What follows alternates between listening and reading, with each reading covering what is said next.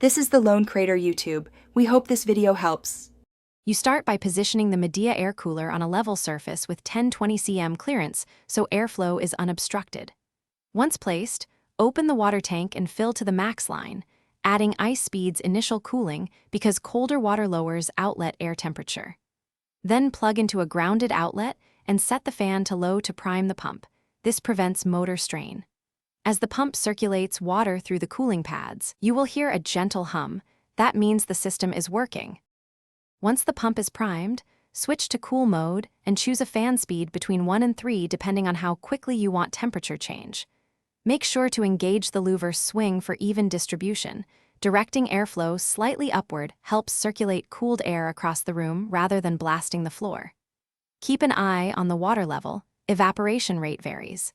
If the indicator drops, top up the tank. Maintaining water prevents dry run damage to the pump and keeps cooling efficient.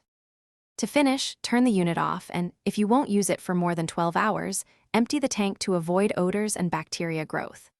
Clean the pads and tank monthly.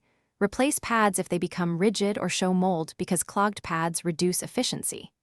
If you experience no cooling, make sure the pump is running, the water level is sufficient, and there's no blockage in the circulation path. Often a simple cleaning or resetting the unit restores normal operation.